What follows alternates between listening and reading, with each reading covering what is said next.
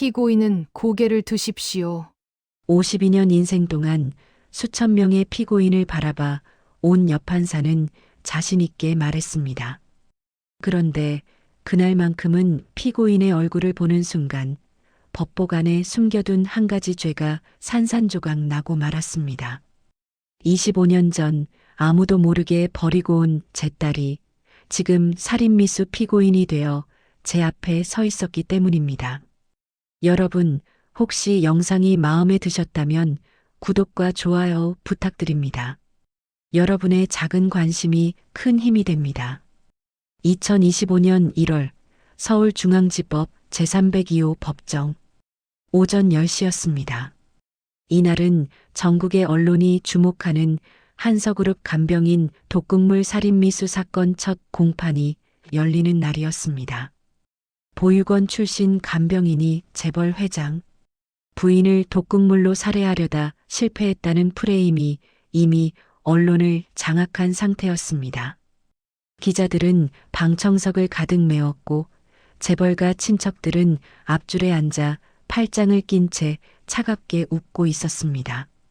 윤정혜 부장판사가 입정했습니다. 52세 서울중앙지법에서 가장 원칙주의적이고 냉철한 판사로 유명했습니다. 법복을 입은 그녀의 표정은 언제나처럼 단호했습니다. 하지만 그날만큼은 심장이 조금 빠르게 뛰고 있었습니다. 피고인 강세연, 앞으로 나오십시오. 구치소 옷을 입은 여자가 천천히 일어섰습니다. 29세, 마른 체구에 초점 잃은 눈. 수면 부족으로 다크서클이 짙게 드리워진 얼굴이었습니다. 피고인은 고개를 드십시오. 세연이 천천히 고개를 들었습니다. 그 순간 정의의 시선이 세연의 목에 고정되었습니다. 거기에는 낡은 은색 목걸이가 걸려 있었습니다. 반달 모양의 아주 작은 목걸이. 정의의 손이 떨렸습니다. 법복 안쪽 주머니에 손을 넣어 펜을 꺼내려 했지만 손끝이 마비된 것처럼 움직이지 않았습니다. 25년 전 겨울 새벽, 지하철역 인근 작은 교회 앞, 떨리는 손으로 갓난아기 손에 걸어주었던 그 목걸이와 완전히 똑같았기 때문입니다. 검사가 기소장을 낭독하기 시작했습니다. 피고인 강세연은 2024년 12월 15일 한서그룹 창업주의 부인인 한영욱 여사 78세를 독극물로 살해하려 하였습니다. 피해자는 현재 의식불명 상태이며 피고인은 반성의 기미가 전혀 없습니다. 검사는 계속해서 세연의 이력을 나열했습니다. 피고인은 중졸 학력, 보육원 출신이며 다수의 소액 채무가 있습니다. 피해자 가족에게 유산 상속을 요구하며 협박한 정황도 포착되었습니다.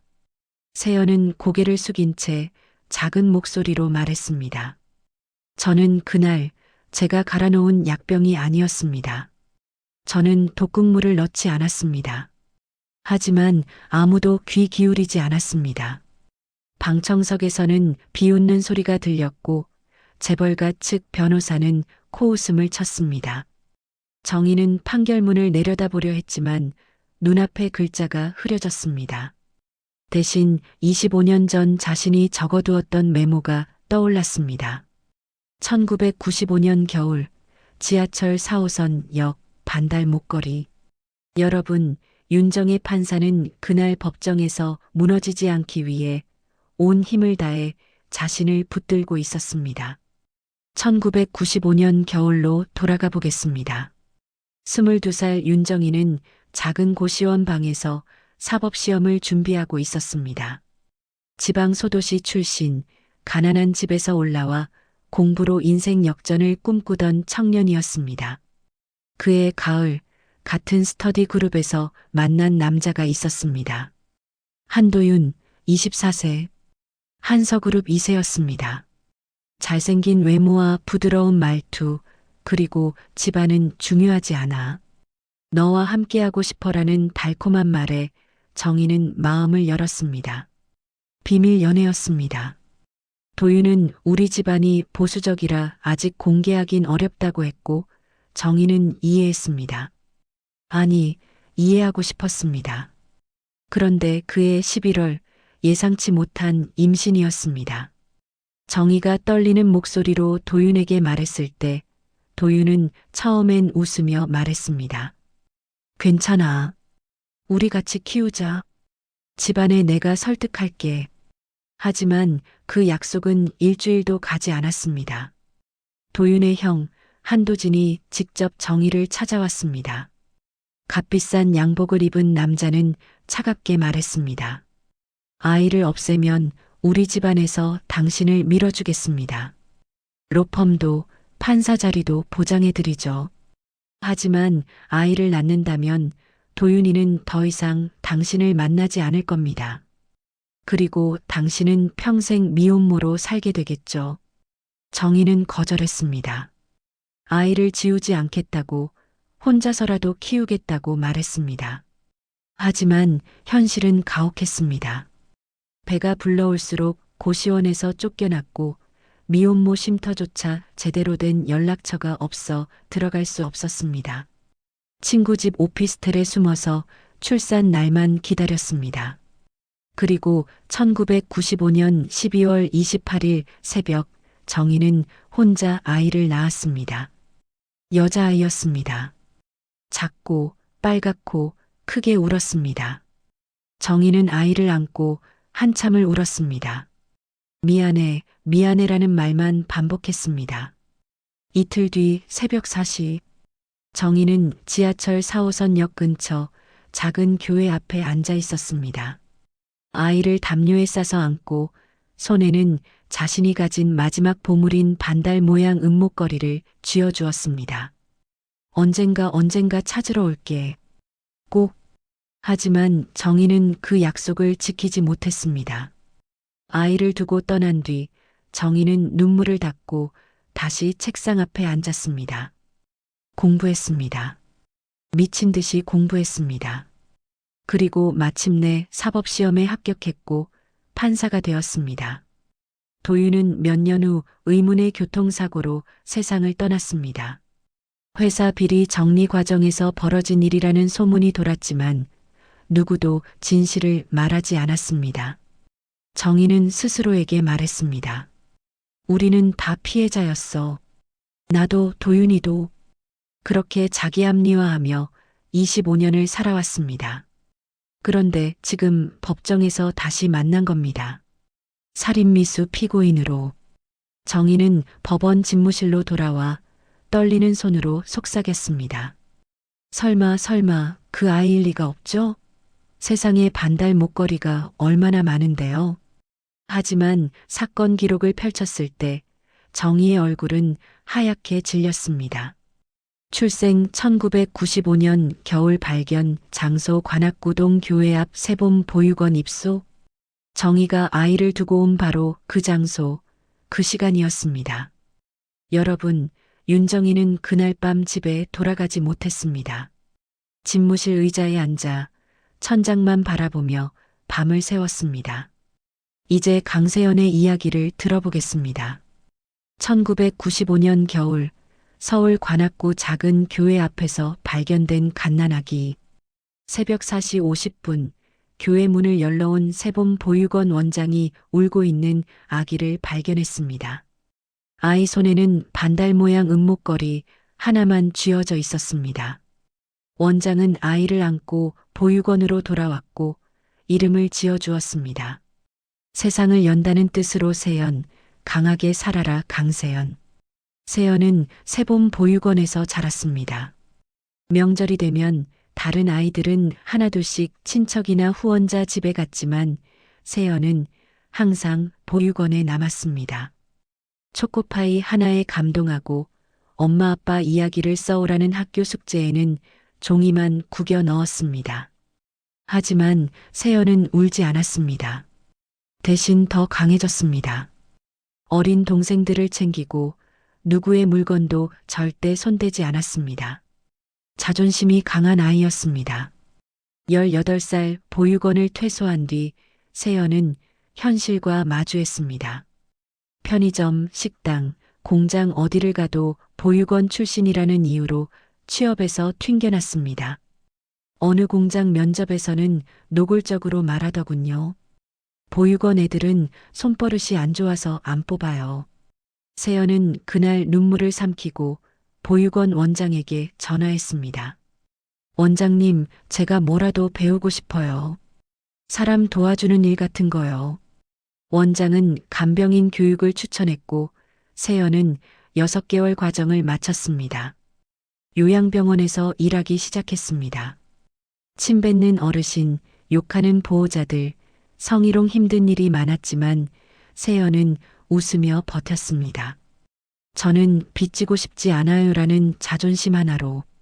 그러던 어느 날 한서그룹 회장 부인 한영옥 여사가 병원에 입원했습니다. 78세, 뇌졸중 후유증으로 거동이 불편했지만 정신은 또렷한 분이었습니다. 다른 간병인들이 까다롭다며 포기한 환자였는데 세연은 끝까지 웃으며 챙겼습니다. 영옥 여사는 세연에게 물었습니다. 넌 왜 이렇게 웃니? 힘들지도 않아? 세연은 대답했습니다. 제가 웃지 않으면 할머니도 더 힘드실 것 같아서요. 영옥 여사는 그날부터 세연을 딸처럼 대했습니다. 퇴원 후 자택으로 복귀하면서 세연을 전담 간병인으로 데려갔습니다. 처음으로 세연은 월급다운 월급을 받았고 따뜻한 밥을 먹으며 살게 되었습니다. 어느 저녁 영옥 여사가 오래된 서류를 정리하다가 무심코 말했습니다. 도진이가 이 집안을 망치면 차라리 너 같은 애한테 지분 조금이라도 주는 게 낫겠다. 세연은 웃으며 손살에 쳤습니다. 할머니, 그런 말씀 마세요. 저는 그냥 할머니 곁에 있는 것만으로도 감사해요. 하지만 그 대화는 거실 CCTV에 고스란히 녹화되어 있었습니다. 그리고 그 영상은 나중에 한도진의 손에 들어가게 됩니다.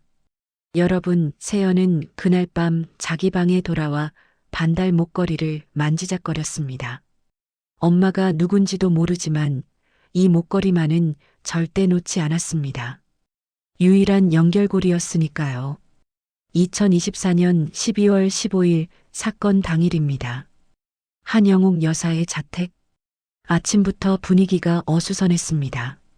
장남 한도진이 변호사와 함께 찾아왔기 때문입니다. 손에는 두꺼운 서류 뭉치를 들고 있었습니다. 어머니, 유산 정리 서류 좀 확인하셔야 합니다. 회사 주주총회 전에 정리가 필요해요. 영옥 여사는 짜증내며 손을 저었습니다. 문서 얘기는 나중에 하고 밥이나 먹고 가라. 세연아, 점심 준비 좀 해라. 세연은 부엌으로 향했습니다. 평소처럼 영옥 여사의 약을 정리하기 시작했습니다. 혈압약, 당뇨약, 소화제 각각의 약통에 오늘 먹을 알약을 분류해서 넣었습니다. 그 사이 거실에서는 도진이 수행 비서에게 작은 눈짓을 보냈습니다.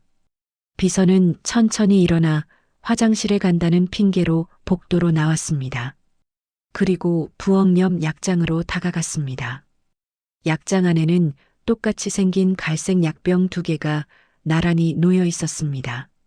하나는 세연이 방금 정리한 정상 약병, 다른 하나는 비서가 미리 준비해 온 약병이었습니다. 비서는 재빨리 2병을 바꿔치기 했습니다. 바로 그때 현관문이 열렸습니다. 119 구급대원 박준호였습니다. 근처 다른 집 출동을 마치고 평소 친하게 지내던 영옥 여사 안부를 물으러 잠깐 들렀습니다. 할머니, 컨디션은 좀 어떠세요? 준호는 부엌으로 걸어가다가 싱크대 옆 선반을 흘끗 봤습니다. 거기에는 똑같이 생긴 갈색 약병 2개가 놓여 있었습니다. 하나는 뚜껑에 미세한 스크래치가 있었습니다. 이상하네. 왜 똑같은 약병이 2개지? 하지만 준호는 대수롭지 않게 여기고 그냥 지나쳤습니다. 저녁 무렵 세연은 평소처럼 영옥 여사에게 약을 가져다 드렸습니다. 할머니, 약 드실 시간이에요. 영옥 여사는 약을 물과 함께 삼켰습니다.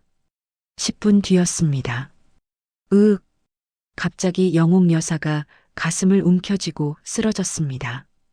얼굴이 새하얗게 질리고 입에서 거품이 나왔습니다. 할머니, 할머니. 세연은 즉시 심폐소생술을 시작하며 119에 전화했습니다. 빨리요. 한서그룹 회장댁이요. 환자가 갑자기 쓰러졌어요. 구급차가 도착했을 때 바닥에는 깨진 약병 하나와 흘러내린 갈색 액체가 있었습니다. 영옥 여사는 응급실로 실려갔고 의사는 심각한 표정으로 말했습니다. 독극물 중독 증세입니다.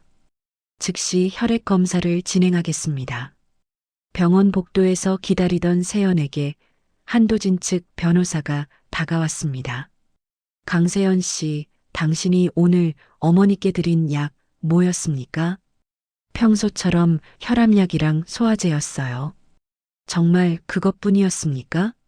변호사는 냉소를 띠며 경찰에 전화를 걸었습니다. 네, 신고합니다. 간병인이 환자에게 이상한 약을 먹인 것 같습니다. 그날 밤 CCTV 영상이 경찰에 제출되었습니다. 하지만 이미 한도진 측이 관리업체를 통해 저장 서버 일부를 교체한 뒤였습니다. 남아있는 영상에는 마치 세연이 혼자 약병을 만지는 장면만 남아있었습니다. 비서가 약병을 바꿔치기 하는 장면은 깨끗이 삭제되어 있었습니다. 사흘 뒤 세연은 경찰서 조사실에 앉아 있었습니다. 독극물 성분이 검출됐습니다. 강세연 씨, 왜 한영옥 여사를 죽이려 했습니까? 세연은 멍한 표정으로 고개를 저었습니다. 저는 안 했어요. 진짜로 안 했어요. 하지만 아무도 믿지 않았습니다. 그날 저녁 TV 뉴스 자막이 떴습니다. 보육원 출신 간병인, 독극물로 회장 부인 살해 시도 유산 노린 범행 추정. 여러분, 강세연은 그날 밤 구치소 독방에서 반달 목걸이를 꺼내 쥐었습니다. 그리고 처음으로 엄마를 원망했습니다. 왜 저를 버리셨어요? 다시 법정으로 돌아왔습니다. 검사는 공소 사실을 일방적으로 낭독했고 재벌가 측 변호사는 세연을 도내 눈이 먼 살인미 수범으로 몰아갔습니다. 국선 변호인은 사건을 대충 처리하려는 태도였습니다. 피고인, 반성문 잘 쓰고 합의하면 형량 줄어듭니다. 인정하는 게 낫습니다. 세연은 고개를 저었습니다. 저는 안 했어요. 저 정말 독극물 넣지 않았어요. 하지만 아무도 귀 기울이지 않았습니다. 그때 세연이 떨리는 목소리로 말했습니다. 저는 부모에게도 세상에게도 빚지고 싶지 않았습니다. 그래서 제 손으로 벌어서 살았어요. 할머니한테 유산 같은 거 바란 적 없어요. 그 한마디가 윤정희의 가슴을 강하게 쳤습니다. 빚지고 싶지 않았다. 정희는 25년 전 자신이 아이를 두고 떠나면서 속삭였던 말을 떠올렸습니다. 미안해, 엄마가 너한테 빚진 거야. 재판이 진행되던 중 세연이 과도한 스트레스로 쓰러졌습니다. 응급실로 실려갔고 의료진이 혈액형을 확인했습니다. B형 RH-네요. 매우 드문 혈액형입니다. 정희는 그 말을 듣고 온몸이 얼어붙었습니다. 25년 전 산부인과에서 받았던 출생 기록. 거기에도 똑같이 적혀 있었습니다. B형 RH-. 정희는 집무실로 돌아와 사건 기록을 다시 펼쳤습니다. 보육원 입소일 1996년 1월 3일. 발견 장소 관악구역 인근 교회 앞. 발견 시간 새벽 4시 50분. 소지품 반달 모양 은목걸이. 모든 것이 일치했습니다. 정희는 떨리는 손으로 세봄 보육원 전화번호를 검색했습니다. 번호를 누르고 끊고 다시 누르고 끊기를 반복했습니다. 마침내 통화 버튼을 눌렀습니다. 여보세요. 세봄 보육원입니다. 정희는 목이 메어 말이 나오지 않았습니다. 여보세요? 거기 계세요? 정희는 결국 전화를 끊었습니다. 여러분, 윤정희는 그날 밤 법복을 벗고 거울 앞에 섰습니다. 52년을 살아오면서 가장 추한 자신의 모습을 마주했습니다. 토요일 오전 정희는 혼자 차를 몰고 관악구로 향했습니다. 세봄 보육원, 낡은 3층 건물이었지만 마당에는 아이들의 웃음소리가 가득했습니다. 원장실 문을 두드렸습니다. 들어오세요. 60대 초반 여성이 정희를 맞았습니다. 온화한 인상이었습니다. 무슨 일로 오셨어요? 정희는 떨리는 목소리로 물었습니다. 혹시 96년 초에 들어온 여자아이 반달 목걸이 달고 있던 애 기억하시나요? 원장의 표정이 굳었습니다. 그 아이를 왜 찾으시죠? 정희는 대답하지 못했습니다. 원장은 잠시 침묵 후 오래된 서류철을 꺼냈습니다. 먼지가 풀풀 날렸습니다. 강세연, 당시 이름 모름, 반달 목걸이, 발견 장소 교회 앞, 발견 시간 새벽 4시 50분. 원장은 당시를 회상했습니다. 새벽에 교회 문 열려고 나갔다가 계단에 담요에 쌓인 아기가 울고 있더라고요. 얼마나 추운 날인데 손이 꽁꽁 얼어 있었어요. 그런데 신기한 건 목걸이를 절대 놓지 않더라고요. 자면서도 꼭 쥐고 있었어요. 정희의 눈에서 눈물이 흘렀습니다. 원장은 조심스럽게 물었습니다. 혹시 어머니이십니까? 정희는 끝내 부정하지 못하고 고개를 끄덕였습니다. 하지만 지금 그 아이는 살인미수 피고인입니다. 원장은 깜짝 놀랐지만 단호하게 말했습니다. 그 아이가 그럴 리 없어요. 세연이는 보육원에서 가장 착한 아이였어요. 동생들 챙기고 남의 물건 절대 안 건드리고 한 번은 자기 빵을 굶주린 아이한테 다 줘서 본인은 밤새 배고파했던 적도 있어요. 원장은 서랍에서 낡은 사진 한 장을 꺼냈습니다. 유치원 졸업사진이에요. 이 아이 보세요. 사진 속 어린 세연은 다른 아이들과 달리 웃지 않고 있었습니다. 하지만 눈빛만큼은 또렷했습니다. 우리가 몇 번 편지를 보내려 했어요. 혹시 친부모가 찾을까봐 하지만 연락할 방법이 없었어요. 정희는 사진을 받아들고 한참을 바라봤습니다. 제가 이 아이한테 무슨 짓을 한 거죠? 원장은 정희의 손을 잡았습니다. 지금이라도 늦지 않았어요. 그 아이를 구해주세요. 정희는 사진을 가슴에 안고 보육원을 나왔습니다. 차 안에서 정희는 결심했습니다. 친자 확인을 해야 해. 확실하게. 하지만 판사라는 위치 때문에 직접 제안하기는 어려웠습니다. 정희는 다른 방법을 생각했습니다. 여러분, 윤정희는 그날 밤 법원 복도를 걸으며 유치원 졸업사진을 계속 바라봤습니다. 25년 동안 보지 못했던 딸의 얼굴을. 변론 종결 기일이 다가왔습니다. 정희는 비공식적으로 세연의 머리카락을 채취했습니다. 구치소 면회 후 의자에 남아있던 머리카락이었습니다. 그리고 자신의 머리카락과 함께 친자 감정을 의뢰했습니다. 비밀리에. 동시에 정희는 119 구급대원 박준호를 비공개 증인으로 소환 준비를 했습니다. 재판 당일 법정은 긴장감으로 가득 찼습니다. 검사는 징역 15년을 구형했습니다. 피고인은 사회에서 격리해야 할 위험 인물입니다. 재벌가 유산을 노린 치밀한 범행이었습니다. 재벌가 측 변호사도 공격했습니다.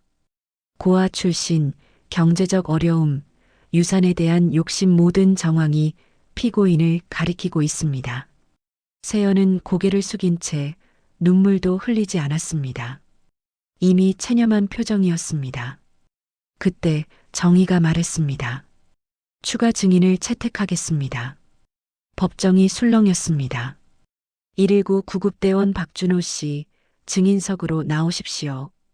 준호가 들어왔습니다. 긴장한 표정이었지만 단호했습니다. 검사가 물었습니다. 증인, 사건 당일 현장에서 무엇을 목격했습니까? 준호는 또박또박 말했습니다. 사건 당일 저는 한영옥 여사 댁에 잠깐 들렀습니다. 그때 부엌 싱크대 옆에 똑같은 갈색 약병이 2개 있었습니다. 하나는 뚜껑에 미세한 스크래치가 있었어요. 그게 왜 중요합니까? 나중에 병원에 도착했을 때 한도진 측 수행비서가 약병 하나를 따로 챙겨가는 걸 봤습니다. 그 약병이 스크래치가 있던 병이었어요. 방청석이 술렁였습니다. 재벌가 측 변호사가 벌떡 일어났습니다. 이에 있습니다. 증인의 기억은 불확실합니다. 정의는 냉정하게 말했습니다. 기각합니다. 증인은 구급대원으로서 세밀한 관찰 훈련을 받은 전문가입니다. 이어서 정의는 CCTV 정밀 분석 결과를 공개했습니다. 화면에 확대된 영상이 나왔습니다. 한도진 수행비서가 약장 쪽으로 손을 뻗는 장면이었습니다. 이 장면은 원본 서버에서 복구한 영상입니다. 피고인 측이 제출한 영상은 편집된 것이었습니다. 한도진의 얼굴이 새파래졌습니다. 바로 그때 법정 문이 열렸습니다.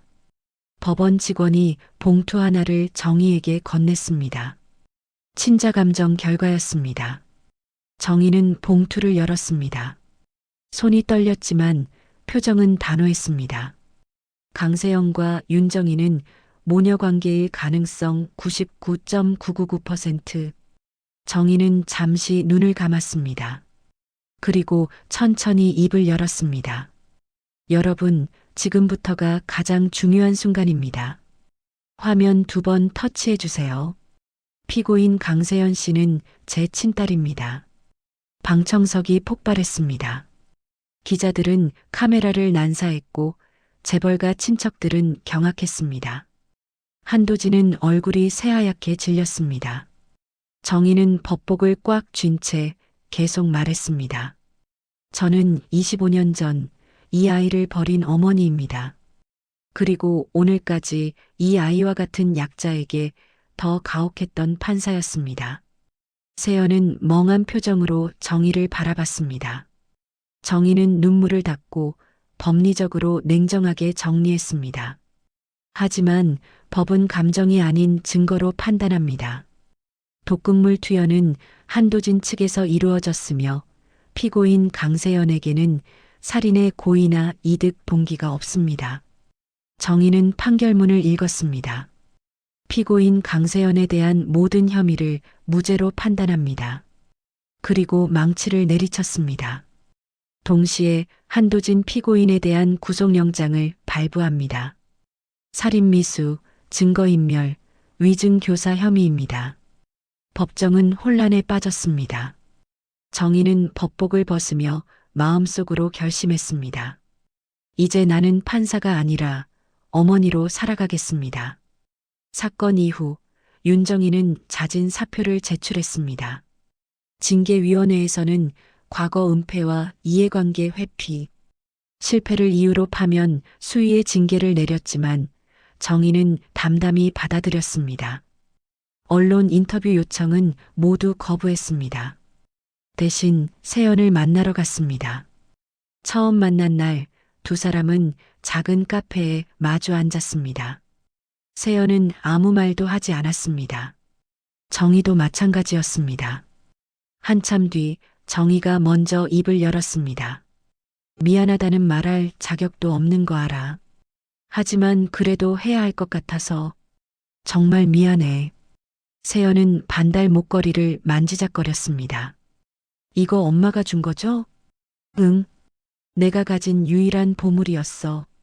세연은 씁쓸하게 웃었습니다. 유일한 보물을 버린 애한테 줬으면서 왜 찾으러 오지 않으셨어요? 정의는 대답하지 못했습니다. 무서웠어. 내가 날 원망할까봐, 그리고 내 삶이 무너질까봐. 세연은 고개를 끄덕였습니다. 솔직하시네요. 2사람은 오랜 시간 대화했습니다. 25년의 공백을 메우기엔 부족했지만 시작이었습니다. 한편 재벌가는 무너졌습니다. 한도진은 살인미수, 증거인멸, 위증교사 혐의로 구속 기소되었습니다. 한서그룹은 주가가 폭락했고 사회적 비난이 쏟아졌습니다. 한영옥 여사는 한동안 의식불명이었다가 3개월 뒤 의식을 회복했습니다.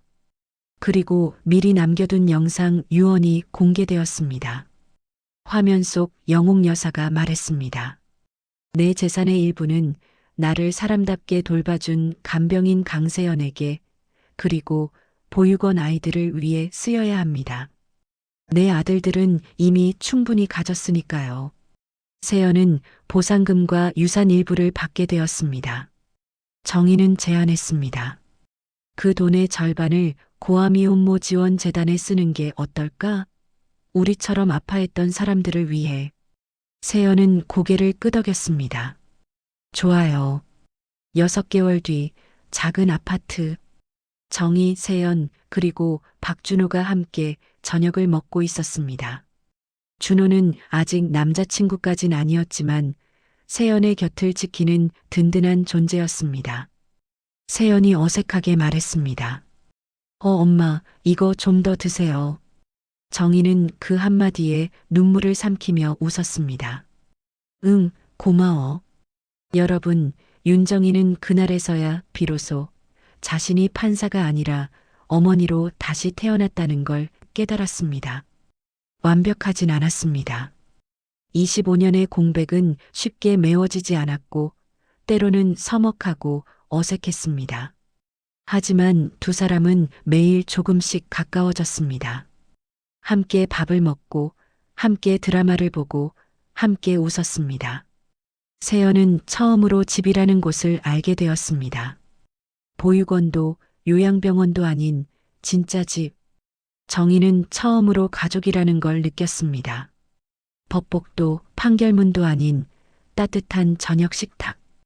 혹시 화면 앞에 여러분도 미처 말하지 못한 죄책감과 상처가 있으시다면 오늘 이 이야기가 용기를 내시는 작은 계기가 되었으면 좋겠습니다. 늦게라도 잘못을 인정하고 관계를 회복하려는 노력이 얼마나 큰 기적을 불러오는지 윤정희와 강세연의 이야기가 보여주었습니다. 여러분, 긴 이야기 끝까지 들어주셔서 감사합니다. 구독과 좋아요, 알림 설정 부탁드립니다. 다음 이야기도 기대해 주세요.